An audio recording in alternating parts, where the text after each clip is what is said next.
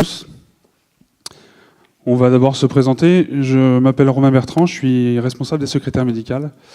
J'ai travaillé avec Monsieur Trétou, qui est le directeur des services informatiques, responsable digital, sur la partie extranet. On a le plaisir de commencer cet après-midi pour vous parler d'un outil qui était attendu par nos adhérents. Et on va revenir donc sur toute la manière dont a été développé cet outil, quelles sont les nouvelles fonctionnalités, qu'est-ce que ça vous apporte, qu'est-ce que ça peut apporter à vos salariés également, et quels sont les chiffres du lancement. On va revenir sur ces chiffres-là qui sont globalement très intéressants pour un lancement d'outils.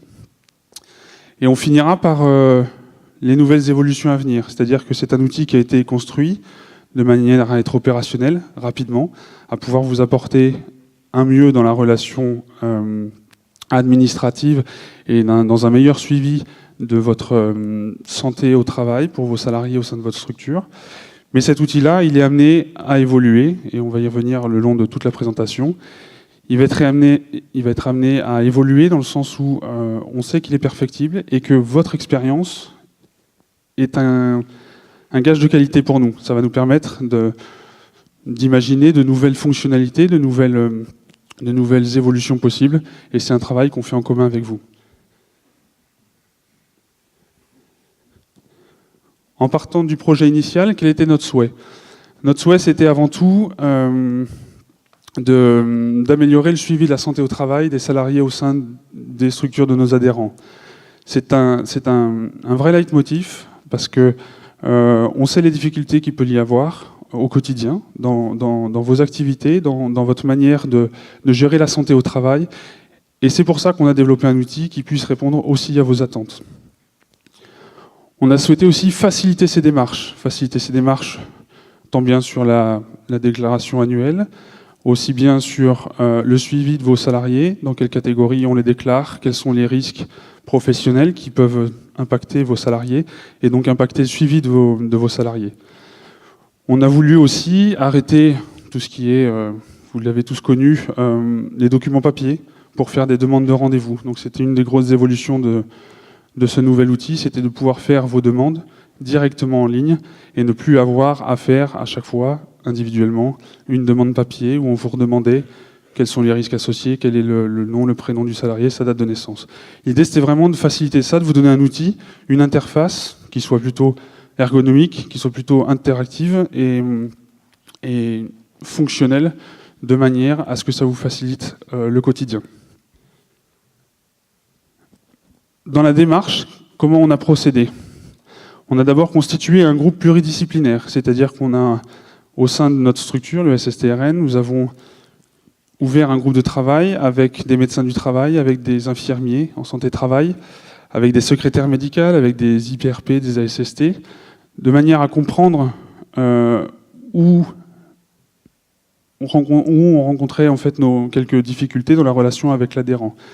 Et l'idée aussi de ce groupe de travail était bien entendu d'associer des adhérents. Donc c'est un travail qui a été fait en partenariat avec des adhérents qui ont pu tester le logiciel en amont, qui ont pu tester les fonctionnalités et apporter quelque part leur expérience. Et c'est votre expérience qui fait qu'aujourd'hui on a pu sortir un premier outil.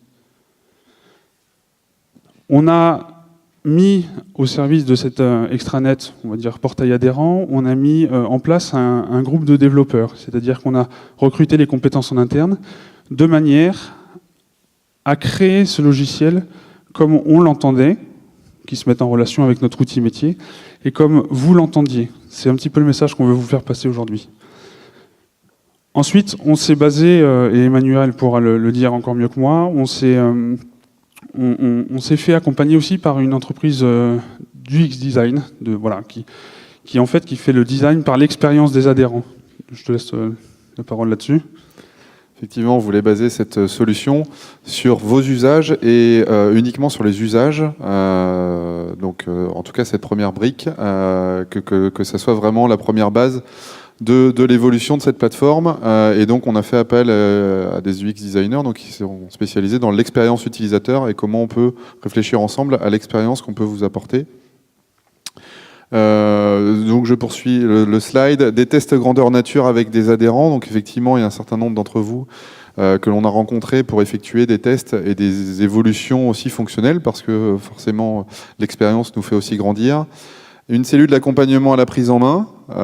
Si vous avez rencontré un certain nombre de difficultés potentielles, on a essayé d'y répondre le mieux possible avec un suivi, un accompagnement. Et puis une démarche d'amélioration nourrie par vos expériences. Ça, c'est important aussi. Et je voudrais rajouter à ce slide aussi les tests que l'on a fait en interne. Non seulement on a mis en place une équipe de développement, mais aussi une équipe de test. Ça, c'est très important.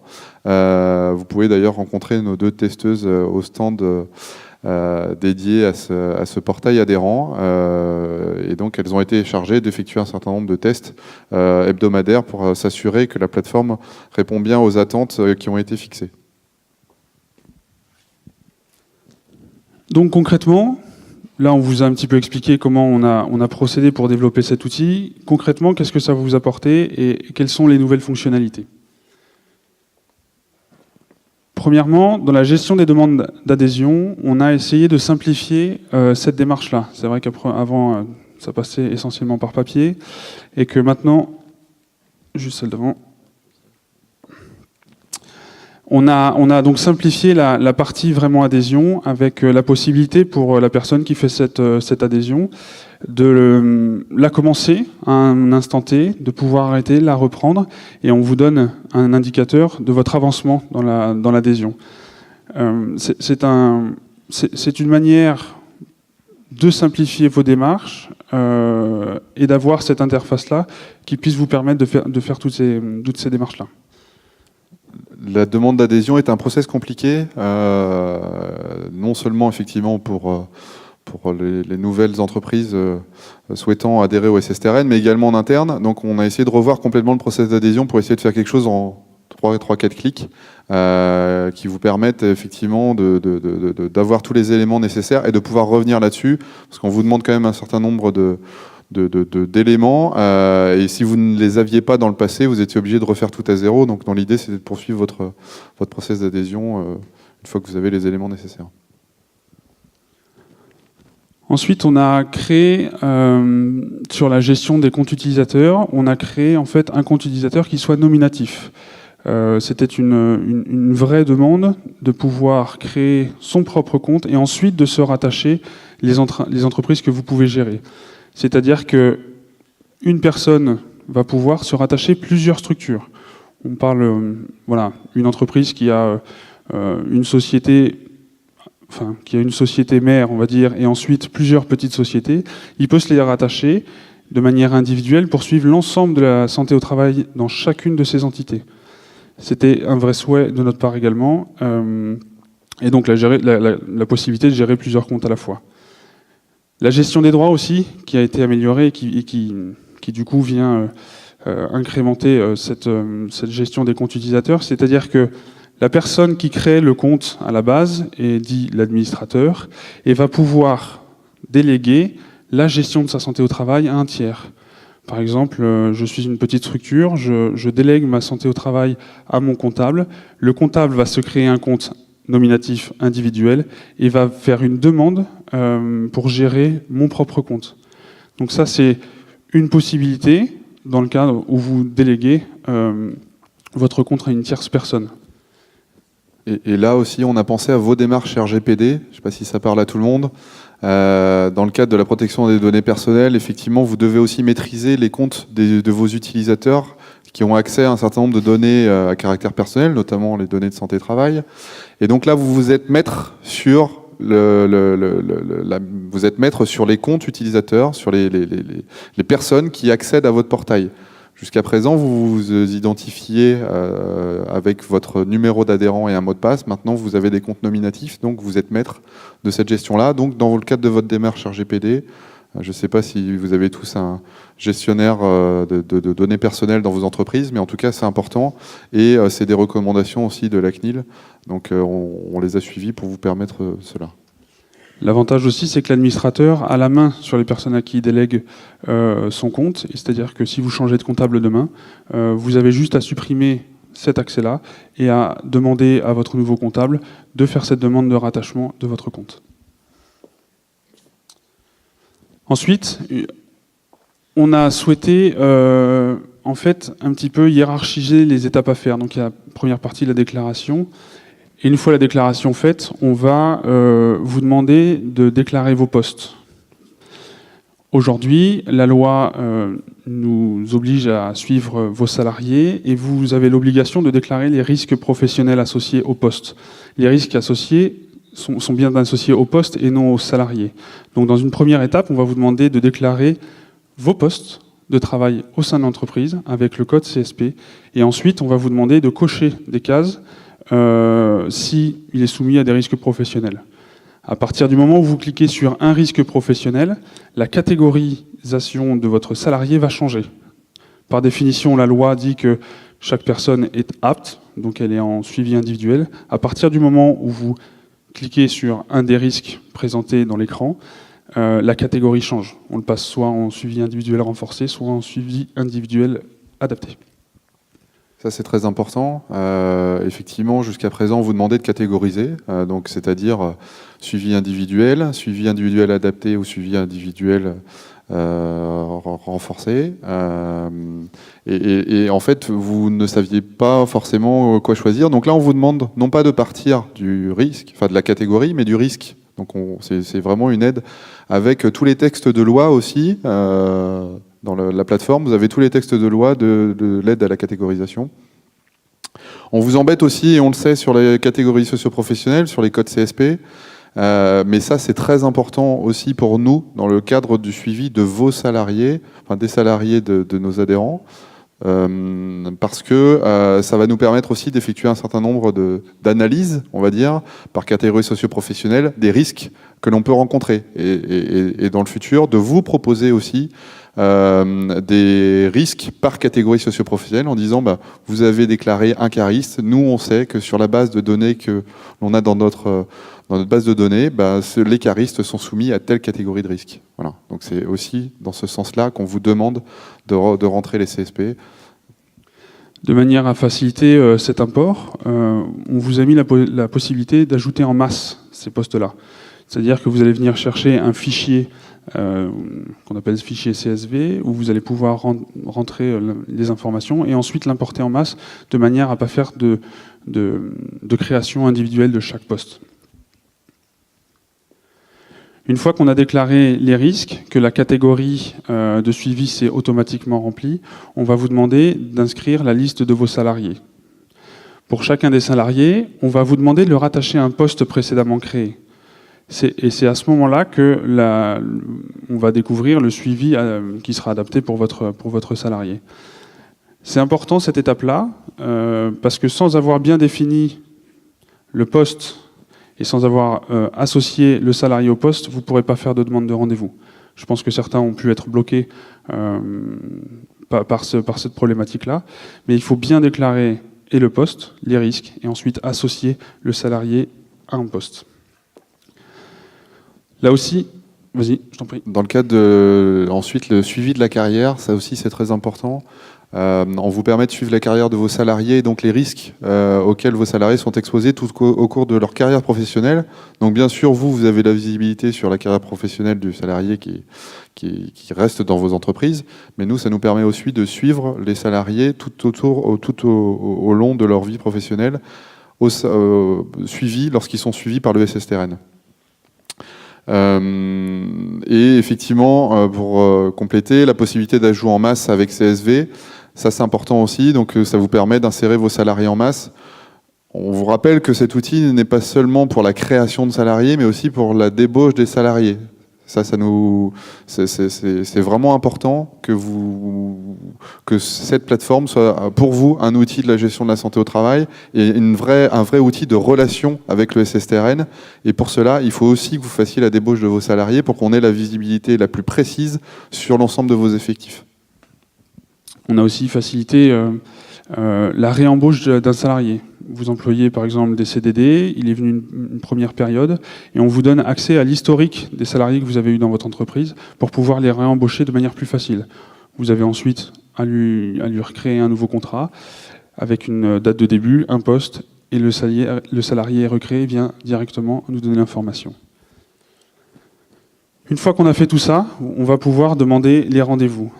L'idée, c'était vraiment de supprimer, comme je disais tout à l'heure, les fiches papier et d'assurer une traçabilité aussi de vos demandes et de pouvoir répondre le plus efficacement possible à vos besoins.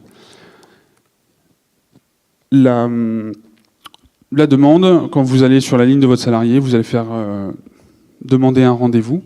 Et sur ce rendez-vous, vous allez pouvoir choisir le type de rendez-vous que vous souhaitez. L'embauche, la reprise, une occasionnelle à la demande de l'employeur, et j'en oublie une, et la périodique, bien entendu. Là aussi, nous, ça nous permet de mieux suivre vos salariés, de leur apporter le suivi nécessaire et de vous faire un retour. C'est-à-dire qu'on a aussi historisé vos demandes avec l'état de traitement de ces demandes-là, savoir si elles sont traitées, si elles sont encore en attente, si elles ont été annulées par vous-même, parce que vous pouvez aussi vous être trompé et vous remettre, ou alors la personne est partie et vous annulez sa demande de rendez-vous. Et vous avez aussi la possibilité de voir si nous, on a supprimé une demande parce que elle correspondait pas forcément à la réalité de la déclaration, ou alors parce que c'est une autre demande qu'il fallait faire. Donc là, vous avez à chaque fois un commentaire de la secrétaire directement qui vous met pourquoi ce rendez-vous a été supprimé. Donc c'est effectivement un outil de pilotage pour vous, mais aussi pour nous. C'est-à-dire que avant, vous envoyiez des mails à la secrétaire médicale. Maintenant, c'est au niveau du centre que l'on peut traiter les demandes de rendez-vous. Donc une secrétaire absente, ça nous permet aussi de pallier à ça et effectivement d'avoir un véritable suivi pour l'ensemble des secrétaires médicales du centre, un véritable suivi de vos demandes de rendez-vous. C'est-à-dire que si la secrétaire est absente, quelque part, on continue à pouvoir vous donner des rendez-vous, on continue à pouvoir vous apporter réponse via cet outil. Concrètement, ces nouvelles fonctionnalités, j'en oublie ou pas? Non. Ah oui, vous avez aussi la possibilité dans la gestion de la déclaration. Donc on a simplifié la déclaration annuelle qui se fait maintenant en 3 clics, si, bien entendu, la liste des salariés est bien à jour. Ensuite, on vous a aussi intégré la possibilité de redéclarer les 3 dernières années de déclaration annuelle, et on vous donne aussi un visuel sur vos factures. Les factures qui sont voilà, avec l'état de la facture, tout simplement. Donc si vous ne l'avez pas fait, la déclaration est toujours d'actualité. Donc c'est toujours le moment. Vous allez voir un certain nombre de chiffres tout à l'heure, mais c'est toujours le moment de déclarer. Concrètement, qu'est-ce que ça vous apporte? On gagne en efficacité sur le suivi individuel de vos salariés via une catégorisation du suivi qui est facilitée, c'est-à-dire qu'on ne vous demande pas de vous positionner sur la catégorie, on ne sait jamais trop dans quelle catégorie le mettre. C'est vraiment l'identification des risques auxquels est exposé votre salarié qui va automatiquement vous déclarer une catégorie. Une demande de visite facilitée, voilà, une fois que les demandes, que vous avez fait tout le parcours jusqu'à la demande est simplifiée et elle arrive directement dans nos services pour qu'on puisse la traiter. Ensuite, la visualisation de l'avancement de chaque demande, comme je disais tout à l'heure, vous avez l'état de la demande, savoir si elle est en attente, si elle a été annulée, si elle est supprimée, ou si elle est traitée, bien entendu. La sécurisation juridique de vos demandes de rendez-vous, c'est-à-dire que tout est tracé, l'ensemble de vos demandes sont tracées, voilà, ce qui sécurise aussi la relation que nous avons ensemble. Un historique des demandes de rendez-vous et des déclarations qui sont effectuées, et la fin des formulaires papier. Pour la santé de vos salariés, qu'est-ce que ça vous apporte? Qu'est-ce que ça leur apporte? C'est, comme le disait Emmanuel tout à l'heure, une gestion de la carrière de vos salariés à travers ces différents employeurs. Vous avez le visu sur la carrière de vos salariés dans votre structure, mais il faut savoir que le salarié vit, et nous, on a un suivi de l'ensemble des risques auxquels il a été exposé pendant toute sa carrière. Et donc ça, c'est très important. Ensuite, dans la gestion de vos démarches administratives, on a voulu vous donner plus d'autonomie dans les démarches administratives. Aujourd'hui, vous avez la possibilité de facilement changer vos coordonnées d'entreprise, facilement suivre la carrière de vos salariés, savoir s'ils sont encore chez vous, s'ils ont changé de contrat, s'ils sont passés en CDI, s'ils sont débauchés. Et donc là aussi, on voulait vous donner plus d'autonomie. La visualisation des factures, j'en ai déjà parlé tout à l'heure. La déclaration annuelle en 3 clics, c'est aussi un plus. La gestion de plusieurs établissements sur un même compte. Là aussi, on a accompagné un adhérent qui avait 40 structures dans la région, avec sur chaque structure un responsable de centre, mais lui voulait rester administrateur.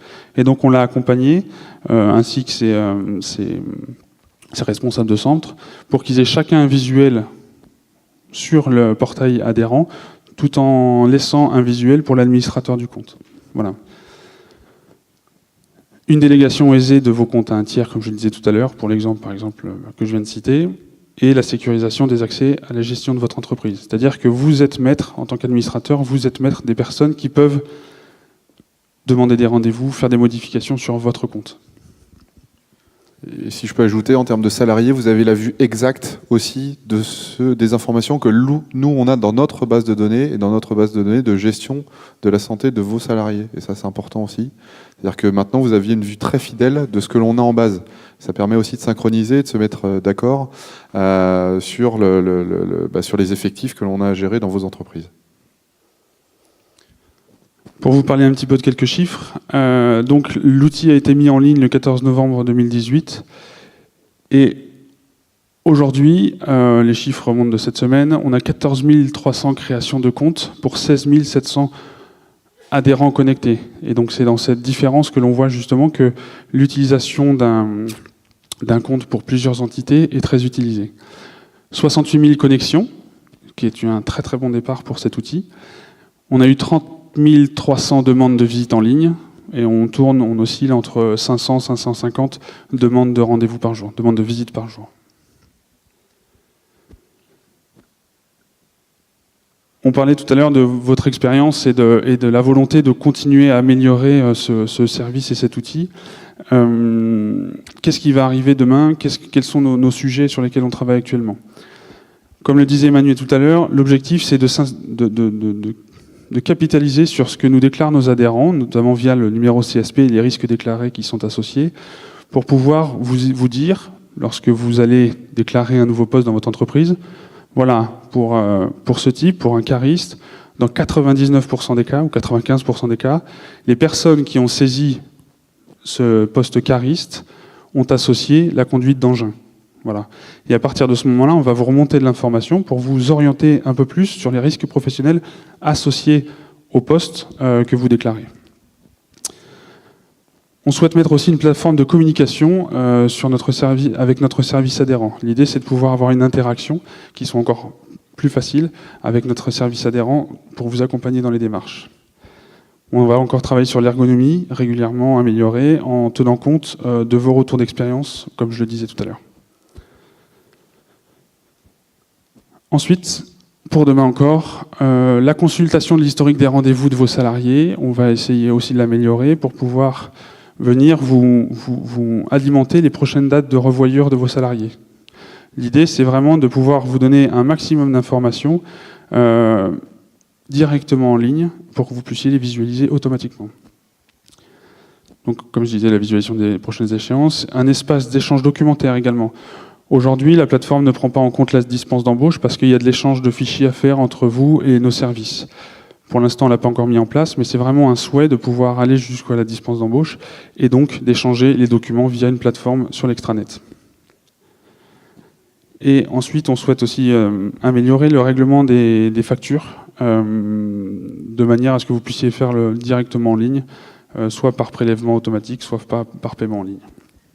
Donc vous le voyez, la plateforme qu'on a mis à disposition mi-novembre n'est que la première brique en fait de tout l'espace de gestion de la santé au travail que l'on veut mettre à votre disposition.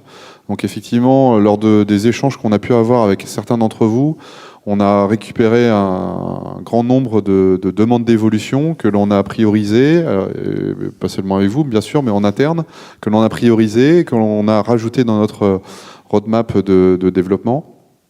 Et donc voilà, donc ça, on a posé la première brique le 14 novembre. C'est un outil en perpétuelle évolution et on va encore le faire évoluer pour essayer de vous faciliter la vie.